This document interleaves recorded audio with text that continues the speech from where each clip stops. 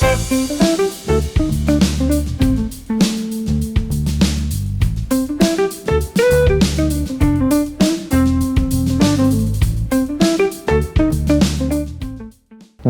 investasi adalah strategi investasi yang mengalokasikan dana ke berbagai jenis instrumen investasi. Tujuannya adalah untuk mengurangi resiko investasi secara keseluruhan. Diversifikasi investasi dapat dilakukan dengan cara mengalokasikan dana ke berbagai kelas aset, seperti contohnya saham, obligasi, properti, emas, dan lain sebagainya. Selain itu, diversifikasi investasi juga dapat dilakukan dengan cara mengalokasikan dana ke berbagai sektor industri, seperti teknologi, kesehatan, manufaktur, dan lain-lain.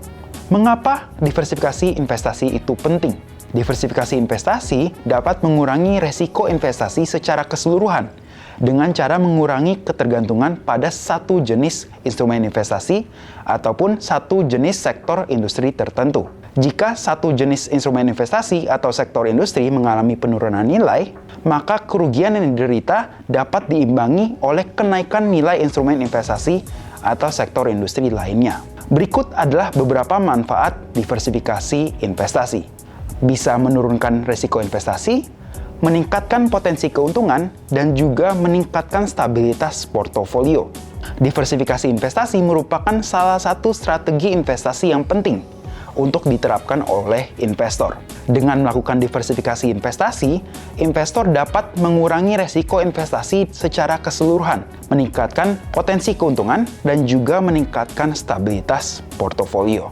Penerapan strategi sepak bola dalam diversifikasi adalah analogi yang dapat digunakan untuk memahami konsep diversifikasi investasi. Dalam sepak bola, seorang pelatih harus menyusun strategi timnya dengan cara mengalokasikan pemain ke berbagai macam posisi.